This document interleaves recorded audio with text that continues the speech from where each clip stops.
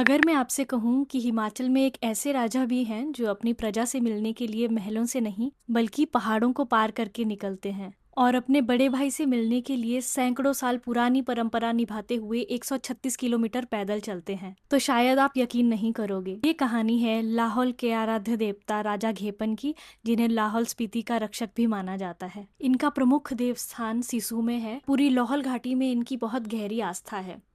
राजा घेपन की कहानी सिर्फ लाहौल तक सीमित नहीं है। हिमाचल की पुरानी देव परंपरा के अनुसार राजा घेपन को जमलू ऋषि जी का भाई माना जाता है। कहा जाता है इन देवताओं के रास्ते अलग अलग पहाड़ों की ओर चले गए, जहां जमलू महाराज मलाना में, राजा घेपन जी लाहौल में, और एक अन्य परंपरा से माता हडिम्बा को भी इसी परिवार से जोड़ा गया। शायद इसीलिए जमलू महाराज और राजा घेपन के बीच भाई का रिश्ता सिर्फ कहानियों में नहीं बल्कि एक जीवित देव परंपरा में दिखाई देता है।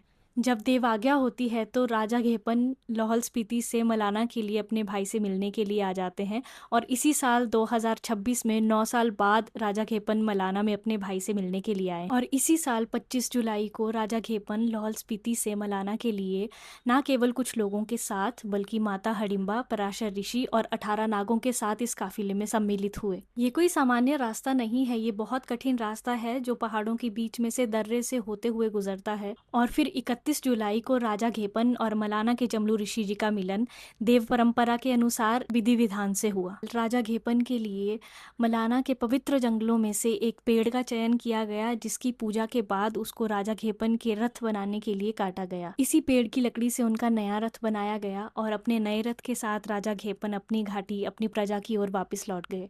यही इस कहानी की खूबसूरती है। हम अक्सर प्रजा को राजा से मिलने जाते हुए देखते हैं, लेकिन हिमाचल की देव संस्कृति में देवता और प्रजा का रिश्ता इतना गहरा है कि यहाँ पे राजा खुद अपनी प्रजा से मिलने के लिए बाहर निकलते हैं। इस यात्रा के दौरान राजा घेपन लाहौल में अलग अलग गांव में जाते हैं और परंपराओं के अनुसार वहाँ उनका स्वागत किया जाता है और राजा घेपन अपनी प्रजा को आशीर्वाद देते हैं। इसी वजह से हिमाचल की देव संस्कृति को सिर्फ परंपरा कहना कम होगा, क्योंकि यहाँ कुछ रिश्ते किताबों में नहीं लिखे होते, वो पीढ़ियों से पहाड़ों के रास्तों पर आज भी चलते हुए दिखाई देते हैं। धन्यवाद।